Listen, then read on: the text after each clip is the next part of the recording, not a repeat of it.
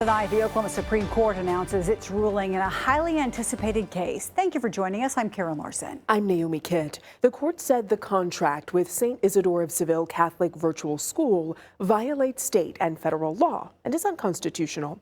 Tonight, I'm digging into the court's decision, and I have reaction from both sides.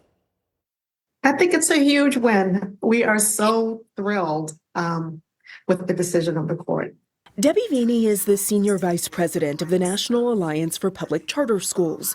When I talked with her, she told me the court's decision is a step in the right direction for public education. It means everything to be able to protect the liberties of families and students in Oklahoma who have the right to attend a public school that is designed as the Constitution intended it to be, free from any particular established religion and protecting their rights as citizens in this country. St. Isidore of Seville was poised to be the nation's first taxpayer-funded religious charter school.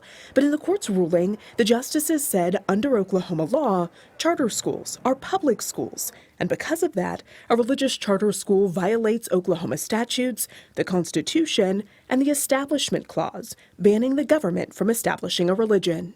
There are a number of entities that are interested in blurring the lines between church and state. Leaders at the school say more than 200 students had already applied to start this fall. And in a statement, St. Isidore principal Misty Smith says in part, quote, "Today's decision is a setback for Oklahoma K-12 students and to the ideal of free choice and open opportunity in education." Be asking St. Isidore. We've been following this story from the very beginning. We told you last October when the Virtual Charter School Board approved the contract with St. Isidore in a 3-2 vote. That same month, Oklahoma Attorney General Getner Drummond filed a lawsuit against the board. And we were in the courtroom this April when he argued the case himself.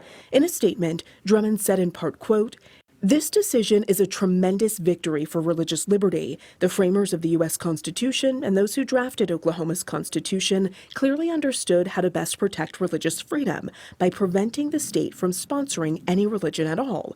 But not all state leaders agree. State Superintendent Ryan Walters said in part, quote, "The words separation of church and state do not appear in our Constitution, and it's outrageous that the Oklahoma Supreme Court misunderstood key cases involving the First Amendment and sanctioned discrimination against Christians based solely on their faith." The court ordered the board to rescind the contract with St. Isidore. Attorneys for St. Isidore have 10 days to respond. Some state leaders, including the governor, say they're hoping this case goes to the U.S. Supreme Court. We have his statement and others on our website at kjrh.com.